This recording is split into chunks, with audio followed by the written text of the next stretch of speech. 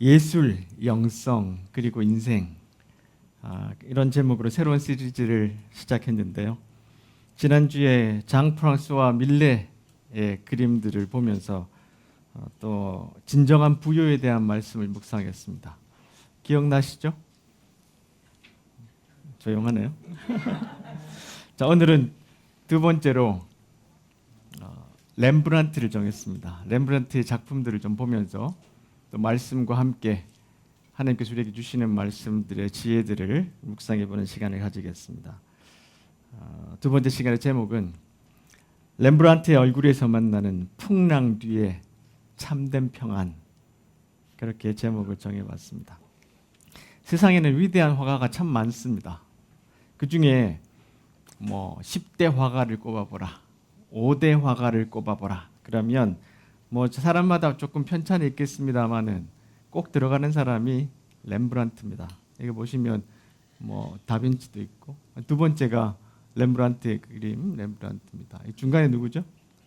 피카소. 이 사람 네 번째 이분은 모네입니다. 자, 이렇게 사람들이 이제 호불호에 따라서 화가들의 어떤 순위들을 이렇게 가기도 하는데, 오늘 다룰 이 렘브란트는 정말로 유명한 사람이죠. 그래서 이분의 이야기와 함께 그림들을 좀 보면서 과연 어떤 메시지들이 이 안에 있을까를 좀 살펴보는 시간들을 좀 가지면 좋겠습니다. 첫 번째로 젊음, 재능, 야망을 재료 삼아 내 마음대로 그리려 했던 인생의 캔버스. 자, 오늘 말씀해 보면 예수님께서 비유로 말씀하시는데 어떤 사람에게 두 아들이 있었대요. 그 중에 둘째 아들이 아버지에게 내 유산을 주십시오, 이렇게 당돌하게 요청을 했습니다. 유대인들의 법칙에 아버지가 죽지 않으면 유산을 못 받게 되어 있습니다. 그러니까 이것은 굉장히 무례한 그런 요구죠. 그런데 큰 자세한 이야기는 생략하고 아버지가 어떤 이유에선지 이 재산을 나눠줬어요. 그런데 나눠주자마자 며칠 뒤에 이 작은 아들이 이걸 다 현금화해가지고 멀리 떠나버렸어요. 유산은 땅에 관련된 것도 분명히 있을 텐데 유대인들은 땅을 사고 팔지는 않습니다. 그러니까 이 땅을 팔았다는 것은 이방인에게나 아주 싸게 누구에게 그냥 넘기고 가버렸다는 뜻이기도 해요. 그러니까 이 마을에 굉장히 아버지의 그 안 좋은 소문까지 다 만들어 놓고 풍파를 일으킨 다음에 먼 나라로 가버렸어요. 이 둘째 아들과 오늘 주인공 렘브란트는 아주 공통적인 요소들이 참 많이 있습니다. 자, 그걸 좀 살펴보면 렘브란트는 1606년에 레이든이라는 대학 도시에서 태어났습니다. 근데 아버지가 방앗간 밀러라고 하죠. 풍차 이렇게 돌아가면서, 그렇죠? 그 네덜란드에. 근데 레이든이라는 도시가 대학가인데 그래도 좀 사이즈가 있는 도시인데 방앗간이 2개밖에 없었어요, 도시에. 그러니까 조금 괜찮은 집안 아들입니다. 그 중에 9번째 아들로 출생했어요.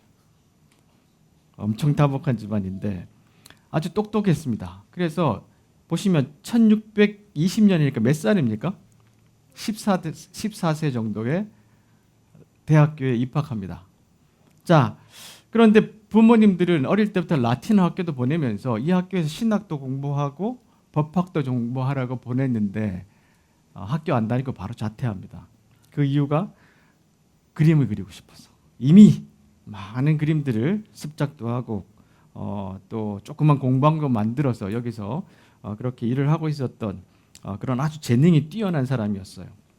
자, 그리고 난 다음에 드디어 31년에 암스테르담으로 이주합니다.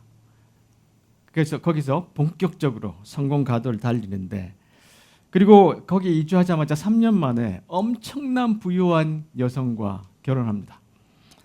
이 사람이 사스키아 첫 번째 부인인데 시장의 딸이고요.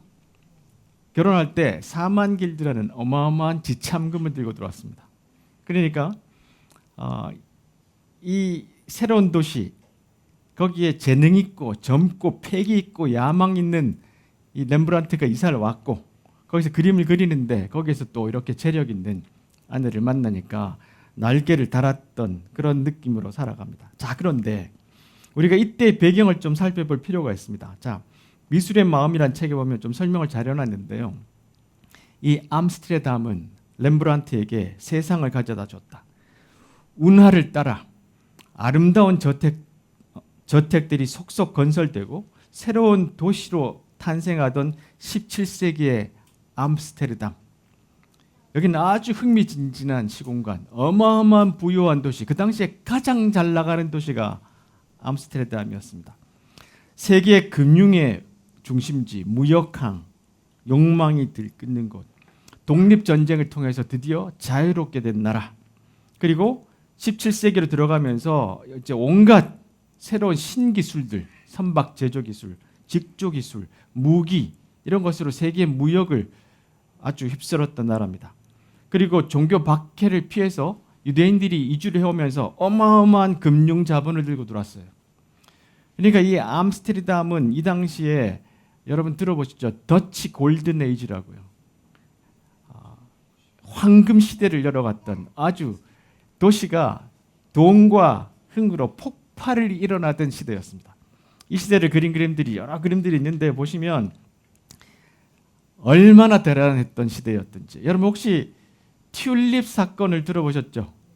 튤립 매니아라고. 이 당시에 튤립이 갑자기 투자하는 어떤 물건으로 등장하면서 튤립 하나에 1억 5천만 원, 구근 하나에 그 정도로 이 광기가 몰아닥치던 그런 도시가 바로 이 암스테르담이었어요.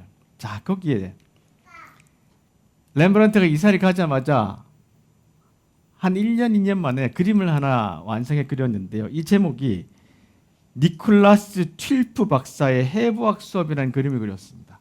여기 보시면 이제 여기 의사가 이분이 튠프라는 닥터인데 해부를 하고 있잖아요. 밑에 보시면 시체를. 근데 이 당시에는 사형수들 죽으면 바로 이렇게 해부하는 그런 이제 연구가 진행이 됐대요.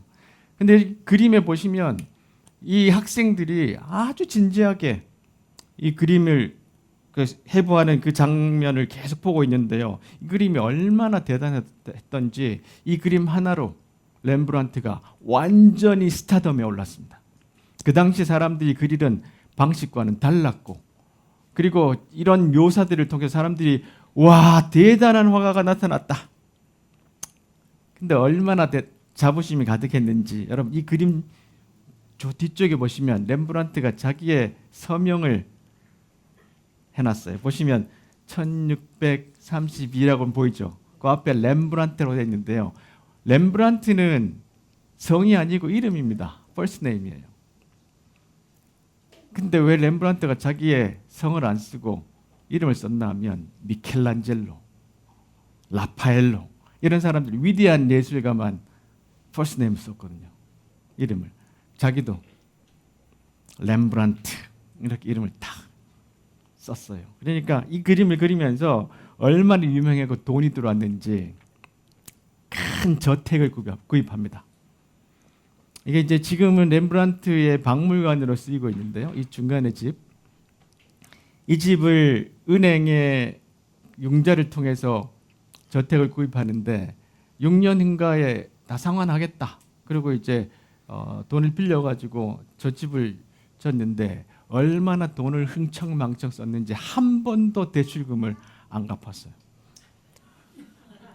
아내가 어마어마한 돈을 지참금을 들고 들어왔잖아요. 그림이 얼마나 잘 팔리는지 사람들이 그림을 그려달라고 줄을 섰어요.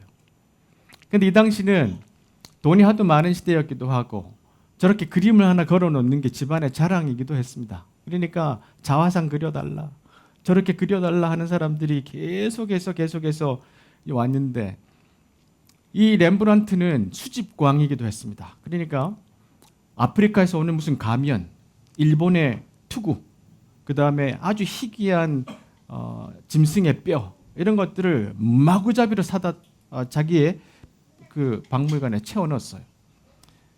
심지어는 그것이 경매에 나오면 다른 사람이 손도 들기 전에 아무도 값을 매길 수 없는 정도의 값을 불러가지고 기를 죽인 다음에 가져왔어요. 그 정도로 사치가 심했어요. 그래서 사람들이 너무나 방탕하다 저 사람. 그러니까 이런 그림을 그렸습니다. 이게 뭐냐면 돌아온 탕자의 옷을 입고서 자기 안에 사스키아와 함께 있는 자화상, 이런 제목인데요. 나 탕자 맞아.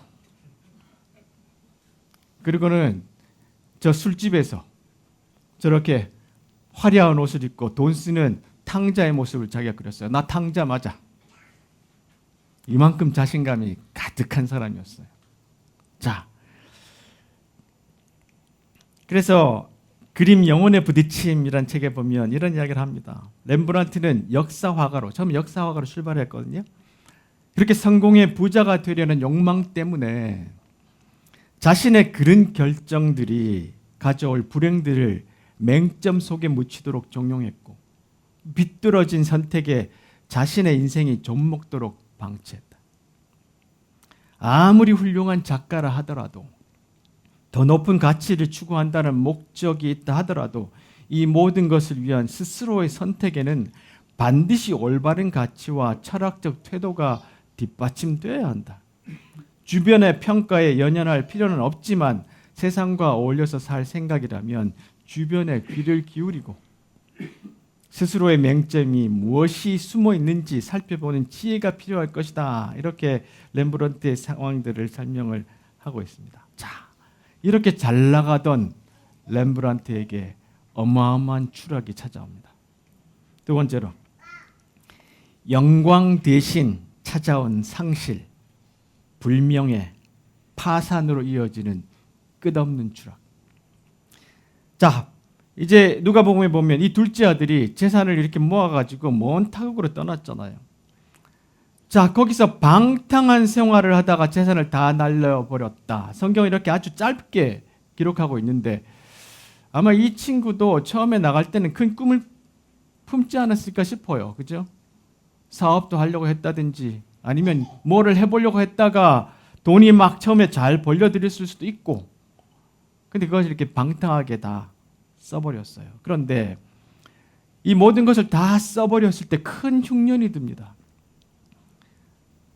자기가 돈이 없을 때 여전히 주변의 상황이 괜찮으면 자기도 먹고 살 수 있을 텐데 돼지 치는 일도 구할 수 없을 정도로 아주 어려운 상황에 처했어요. 여러분 이런 이야기 들어보셨죠? 불행은 혼자 오지 않는다. 이게 바닥인 줄 알았는데 지하실이 또 있더라. When it rains, it pours. 비가 오면 폭우처럼 쏟아 내린다.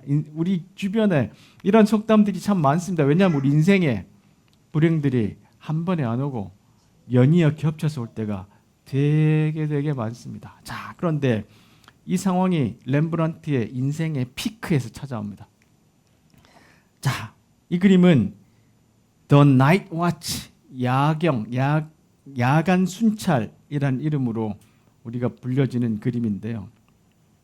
이 그림이 지금 암스테르담 국립미술관에 있습니다. 크기가 얼마나 큰지 지금 보시면 363 곱하기 437, 그러니까 한 3m 60에 4m 30.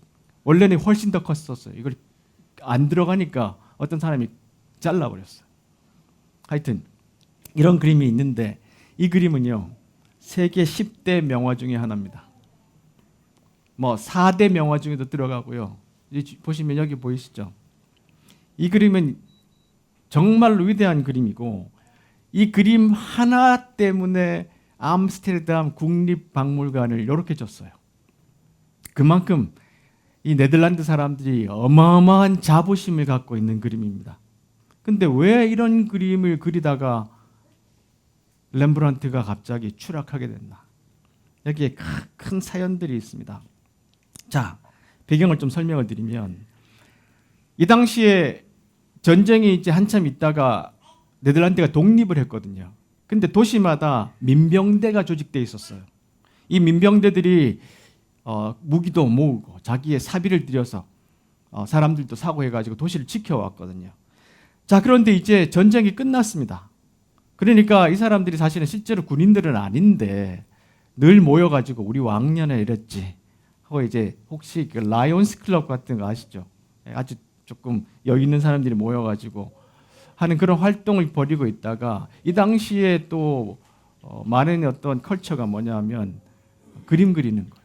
우리 다 같이 이렇게 한번 서 있으니까 누구한테 그림을 부탁하자. 이 당시에 우리 도시에서 제일 그림 잘 그리는 사람한테 돈을 주고 그림을 부탁하자. 그래가지고 그림을 이렇게 그리는 게 이 당시에 조금 유행이었어요. 자, 그래서 이제 렘브란트에게 한 길드가 이 모여 있는 민병대가 그림을 부탁을 합니다. 조금 전에 그림에 확대해 보면 지금 잘 안 나오는데 이게 뭐냐면 그림 제일 위쪽 원반에 그림 부탁한 사람의 이름이 명단이 적혀 있어요. 누가 돈 냈다. 왜냐하면 그림을 부탁하는 사람들이 똑같이 돈을 내거나 제일 앞에서 좀 손짓하고 이렇게 활동적인 사람 돈 더 내고 이렇게 아주 돈 낸 만큼 이렇게 쫙 그림을 그려주는데 자, 그 얘들이 이렇게 있습니다. 이렇게 그려야 됩니다. 보시면 얼굴이 잘 나오죠. 그 다음에 이렇게 줄을 쫙 서 있습니다. 이 사람이 돈을 제일 많이 낸 사람입니다. 그리고 옆에 있는 사람들, 이런 사람들까지 그냥 평범하게 졸업식 사진 찍듯이 이렇게 찍는 것이 일반적인 그림인데 렘브란트는요 천재잖아요. 난 이렇게 심심하게 그리고 싶지 않아.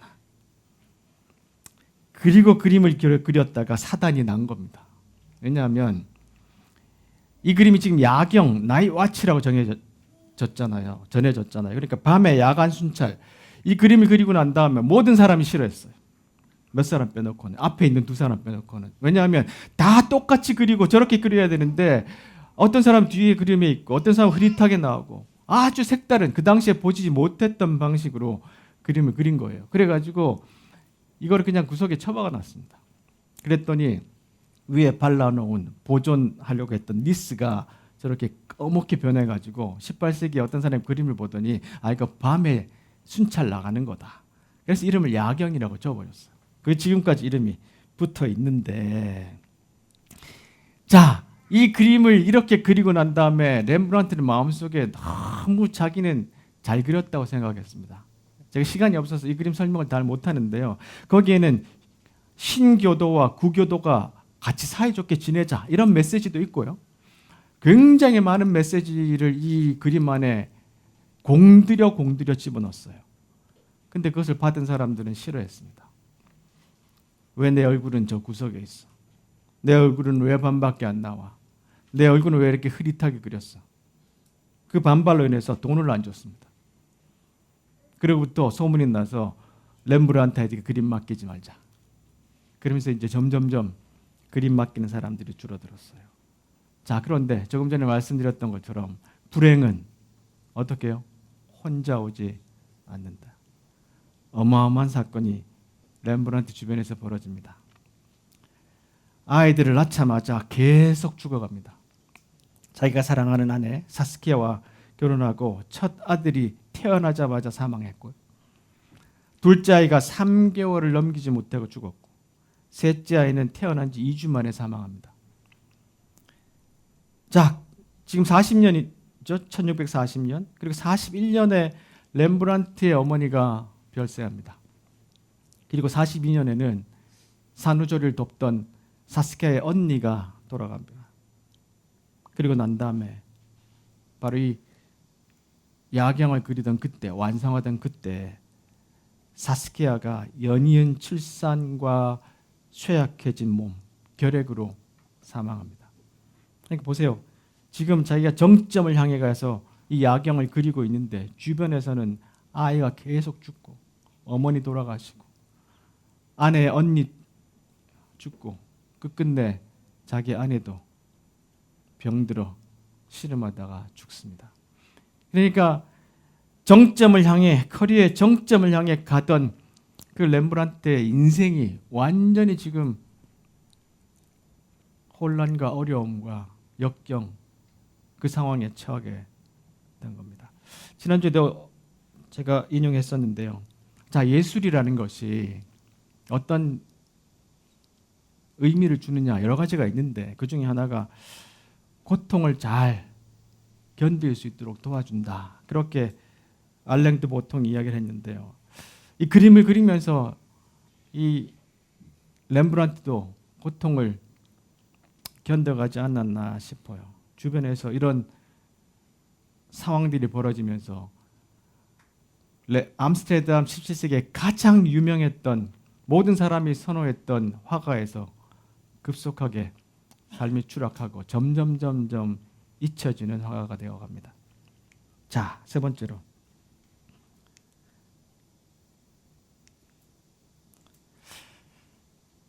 포장과 위선을 걷어내고 정직한 눈물로 영혼의 자화상을 그려가다.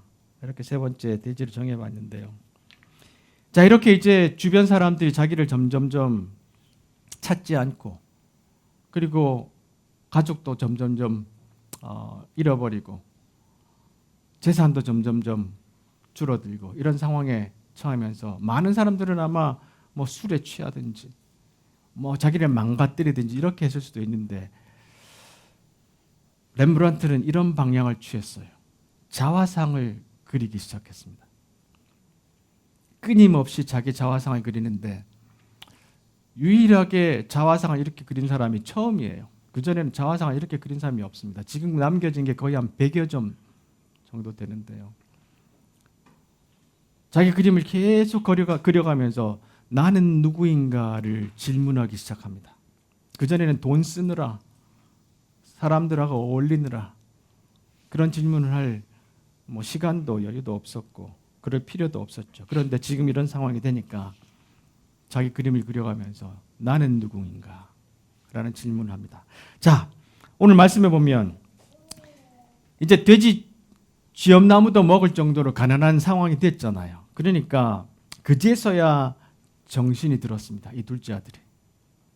그제서야 정신이 들었어요. 그리고 난 다음에 우리 아버지 집에는 품꾼들도 양식이 넘쳐나 잘 먹는데 나는 여기서 굶어 죽는구나. 내 모습이 어떤지를 돌아봤어요. 내 아버지의 집. 그리고 아버지께 돌아가야 되겠다. 그런 생각이 듭니다. 자, 그리고 나는 아버지 앞에 가면 아버지 아들이라 불릴 자격도 없습니다. 그렇게 말해야지. 이러면서 자기의 지금 상황을 돌이키며 아버지 집으로 가는 첫 걸음을 뗍니다. 렘브란트가 많은 자화상을 그렸다고 말씀드렸는데요. 지금 이렇게 작게 이제 그려져 있으니까 자세하게 볼 수는 없는데 여러분 집에 가서 한번 인터넷으로 한번 찾아보시면 좋겠어요. 한 100여 점을 그리는데 뭐 컬러를 이렇게 이제 붓으로 어떤 다채롭게 그리기도 하고 애칭으로 드로잉으로 이렇게 많은 그림을 남겼습니다. 근데 이 그림을 남겼던 이유들을 보면 얼굴이라는 것은 굉장히 중요합니다, 여러분. 아브라함 링컨이 그런 이야기 했잖아요. 40 되면 자기 얼굴에 책임져야 된다.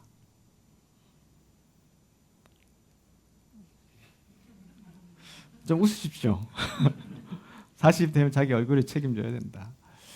근데 이 렘브란트는 그림을 그리면서 계속 물어봤어요. 나는 누군가? 나는 누군가? 박영택이라는 미술평론가, 그분이 얼굴이 말하다라는 책에서 얼굴은 일종의 사회적인 텍스트이자 비명이다. 자기 무덤에 쓰는 글이다. 뭐 이런 표현이겠죠. 얼굴은 다른 사람들이 읽어가도록 의도된 거다. 그것은 책과 같다. 얼굴은 책과 같다. 얼굴은 그가 살아온 역사와 사연들로 빼곡해서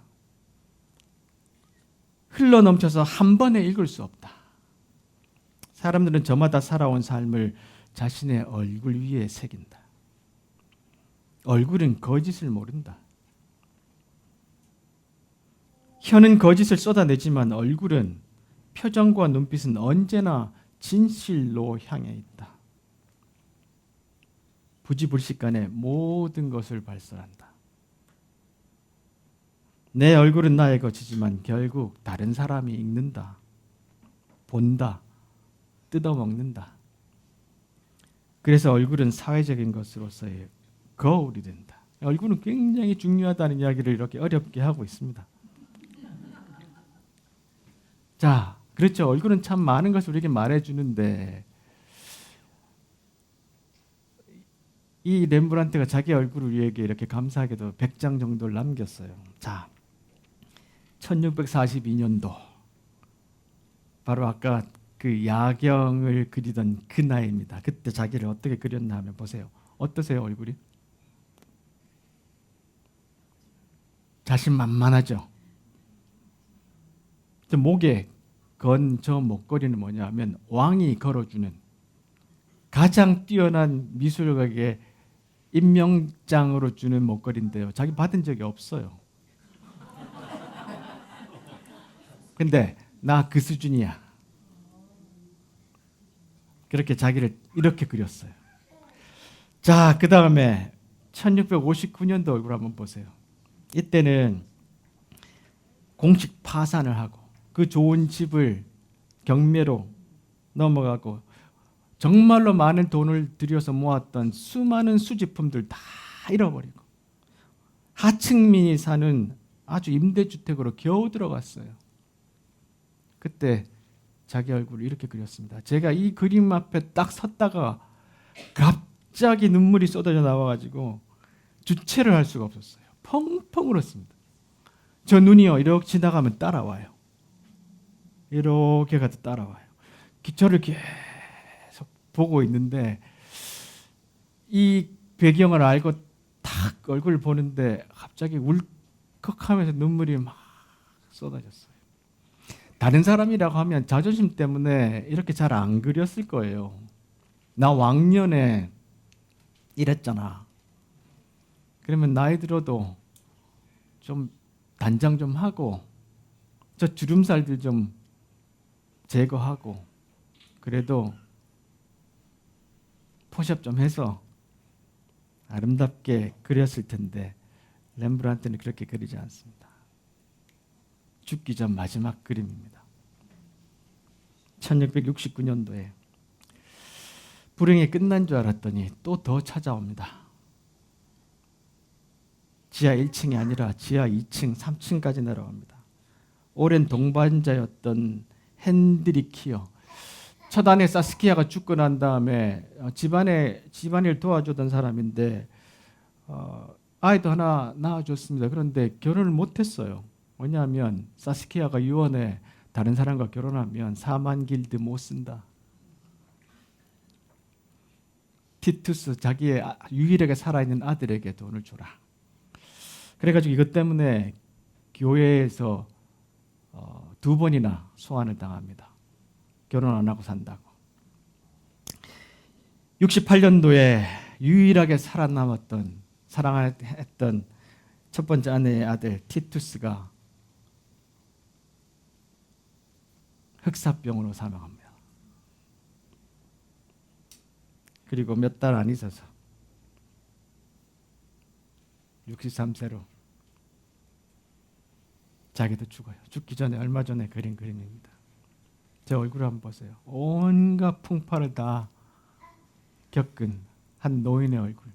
한때는 더치의 골든에이지 암스테르담에서 가장 잘 나갔던 위대한 화가, 많은 사람들이 그에게 그림 한 점 얻으려고 줄 서 있던 사람, 큰 대저택에서 온갖 희귀한 물건들을 가지고 한번 살아왔던 인생의 아주 정점을 거쳤던 그 남자가 저 얼굴을 하고 마지막 말년을 맞이합니다. 다 잃어버렸어요. 가족까지. 그리고 저 얼굴을 남기며 우리에게 보여줍니다. 그리고 질문을 던지죠. 인생이 뭔가? 질문하는 미술관에서 이런 이야기를 합니다. 나이 들어 황혼기에 접어든 모습에서는 미화하지도 않고 그저 있는 그대로 표현했다. 렘브란트가. 고단하고 초라한 노인이다. 깊게 팬 피부와 주름, 힘없는 눈에서는 나이뿐 아니라 인생에서의 후회와 슬픔, 지친 심신까지 잘 드러난다. 애써 울음을 참으려는 굳게 담은 입에서는 그래도 아직 살아있다는 자존심마저 느껴진다. 인생 최고의 순간을 담고 싶어하는 사람들과 달리 그는 그저 살아온 날을 일기 쓰듯 그려냈다. 나이 드는 모습을 거부하지 않고 순수히 받아들이며 나이와 함께 잃어가는 것들까지 담담하게 자기의 자화상을 계속해서 그려갔어요. 아무도 자기를 찾아주는 사람 없어도 거울 보면서 돈이 없으니까 모델 구할 수도 없었겠죠. 그 중에서 자기 질문합니다. 너는 누구인가? 나는 누구인가? 나는 지금 어떤 사람인가? 그 질문들을 계속하면서 이 그림을 끝까지 그려갔어요. 그 답을 마지막에 찾습니다. 네 번째로 질곡의 끝. 그 끝에서 아버지의 품에 안깁니다. 그 노화가가 우리에게 던지는 인생의 묵직한 질문이 있습니다. 오늘 말씀해 보면 그 아들이 마침내 아버지께로 가는데 보세요. 그 아들이 아직 먼 거리에 있는데 그 아들이 저 멀리서 오는데요. 아버지 아니면 못 알아봅니다. 행색이. 근데 날마다 아버지가 나와서 기다렸으니까 저 멀리 아들이 걸어오는 발걸음만 봐도 아버지는 그 아들을 알 수 있었어요. 불쌍히 여겨 달려가 아들을 끊어안고 입을 맞춥니다. 그 아들이 아버지 저는 죄를 졌어요. 아버지한테 아버지의 아들이라 불릴 자격이 없어요. 그러니까 아버지가 너 왜 이제 와? 뭐 하다 왔니? 묻지도 않고 따지지도 않고 그냥 가장 좋은 옷을 가져와서 입혀라. 손가락에 반지를 끼워주라. 발에 신발을 신겨라. 송아지를 잡아라. 이렇게 아들을 환영해 줍니다. 이 그림은 1661년 자기가 그렇게 가장 어려운 임대주택으로 이사를 가서 죽기 전까지 그렸다. 마지막까지 붙들고 있었고 마지막에 남겼던 그림입니다. 돌아온 탕자라는 이름으로 지금은 러시아의 상트페테르부르크에 있는데요. 요즘 전쟁으로 자꾸 이제 여기에 폭격한다 그래서 혹시 이 그림 혹시 날아갈까봐 막 제가 그런 생각이 든 적도 있을 정도로 언젠가는 직접 가서 봐야지. 언젠가는 가서 봐야지. 그런 인생 그림인데 직접 보지 못했습니다. 자, 이 그림을 너무너무 사모해서 이 자리에 가서 의자를 가지고 며칠 동안 묵상한 사람이 있습니다. 그 사람이 누구냐면 바로 헨리 나우엔입니다. 그가 쓴 탕자의 귀향이라는 책에 탕자를 그릴 즈음 렘브란트는 마지막으로 깃들일 참다운 집을 한 점 의심 없이 바라보는 삶을 살고 있었음에 틀림없다. 이제 자기의 자식마저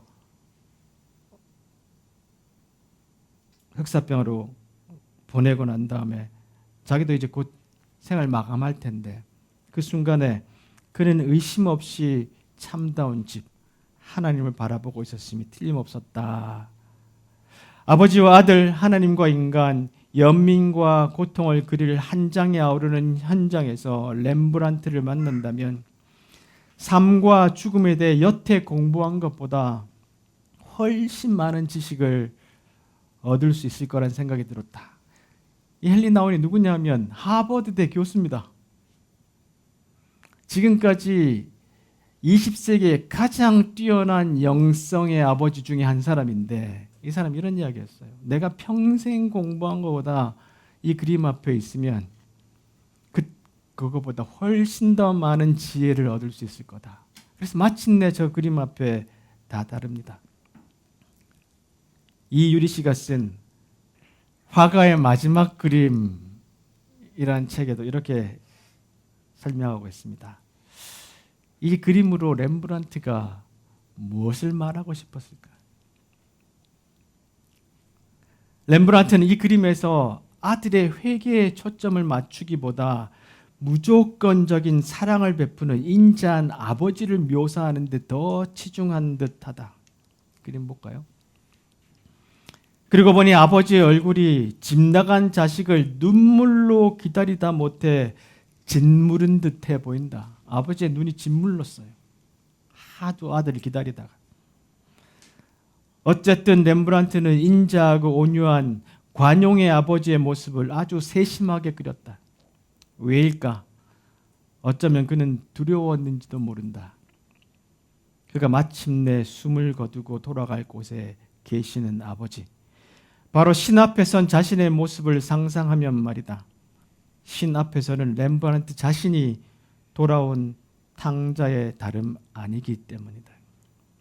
자기가 돌아온 탕자로서 아버지 앞에 갈 것을 생각하며 이 그림을 그렸어요. 새로고침 서양미술사에서 이진숙 씨도 이런 이야기를 합니다. 삶의 마지막 순간 인간은 어떤 표정으로 세상을 보는가? 렘브란트가 지금 죽기 직전에 그린 그림이잖아요. 삶의 마지막 순간에 인간은 어떤 표정으로 세상을 보는가? 아마도 한 인간의 마지막 표정이 그의 삶의 의미를 완성하는 표정일 것이다. 삶의 마지막 순간 렘브란트는 자신을 고통에 빠뜨린 세상을 원망하지 않기로 했다. 돌아온 탕아는 렘브란트가 세상에 던지는 화해와 용서의 메시지다. 죽음을 앞둔 렘브란트는 우리에게 말한다. 우리 삶에는 불완전한 것뿐이라고. 하나의 문제가 해결되어 잠시 숨을 돌리면 또 다른 새로운 문제가 문득 이렇게 들이닥친다고. 불행은 결코 홀로 오지 않는다. 그렇다고 해서 이 무한 갈등의 악순환처럼 보이는 삶을 절대 증오해서는 안 된다고.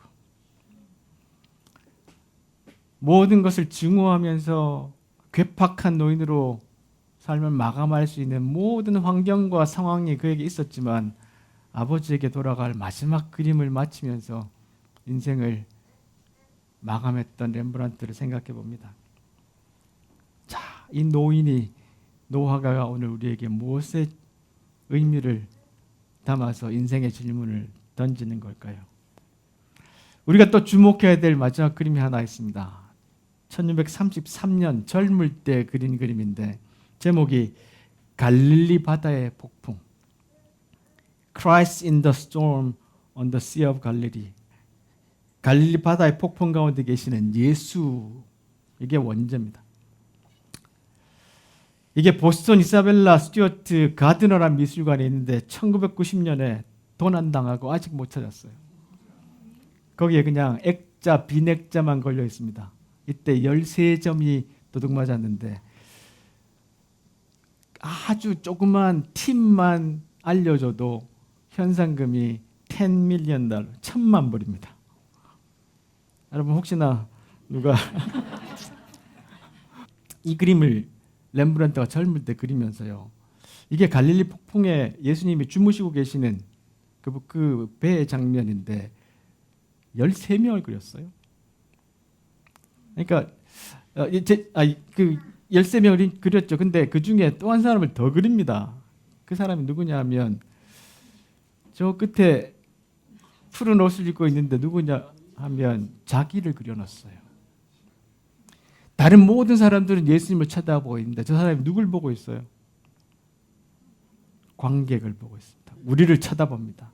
질문을 던집니다. 폭풍이 이는 순간 당신의 선택은 무엇입니까? 아마 렘브란트는 자기 인생에 폭풍이 몰려올 것이라는 것을 미리 예감했을지도 몰라요. 그것을 알았는지 몰랐는지 모르지만 예언같이 저 그림을 그렸어요. 그리면서 자기를 포함시키면서 저 그림을 보는 그 관객들에게 우리 인생은 폭풍이다. 우리 인생엔 늘 불행이 찾아온다. 불행은 결코 홀로 오지 않는다. 그런 순간에 너 스스로 너의 인생의 캔버스를 그리려고 노력해봤지만 결국 모든 것을 다 잃지 않니? 우리 인생 매일매일의 순간은 이런 혼돈과 고통과 불명예와 수치와 추락의 순간으로 점철된다. 그럴 때 당신의 선택은 뭔가? 라고 렘브란트가 우리에게 질문을 던집니다. 오늘 이 자리에 올 때 많은 분들이 어떤 삶을 살시다 오셨는지 모르겠습니다. 그리고 어떤 삶을 앞으로 살지 모르겠지만 이 렘브란트가 평생 했던 그 질문이 우리에게도 동일하게 던져지면 좋겠습니다. 그 대답을 예수께서 왜 무서워하느냐? 왜 무서워하느냐? 믿음이 적은 자들아 하고 말씀하셨어요. 내 스스로 뭐를 이뤄보려고 하는 그 이유는 많은 동기도 있지만 거기에는 무서움들이 있습니다. 내 이렇게 못 살면 어떡하나? 나 남들보다 비교해서 무시당하면 어떡하나? 내 인생 좀 찌질해지면 어떡하나? 명성이, 내 부가 사라지면 어떡하나? 그 두려움 속에서 우리는 아버지를 떠나 저 멀리 홀로 갈 수 있습니다. 그러나 결국 돌아올 것은 아버지의 품입니다. 예수님이 풍랑이 있는 삶을 사는 우리에게 왜 무서워하느냐? 두려워하지 마라. 믿음이 적은 자들아. 그리고 일어나서 바람과 바다를 꾸짖으사 아주 잠잠해졌습니다. 사람들이 놀라서 말했습니다. 도대체 예수님은 어떤 분이시길래 바람과 바다도 이분의 말씀에 순종하는가?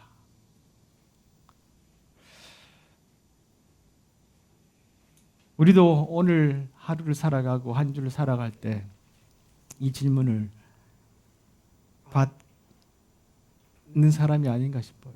그렇게 받게 될 것 같아요. 왜 무서워하느냐? 믿음이 적은 자들아.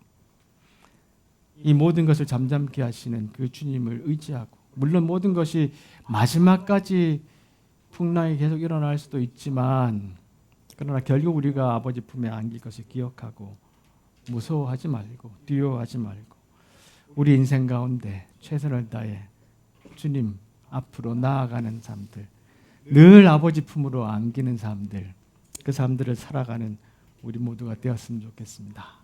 기도하겠습니다.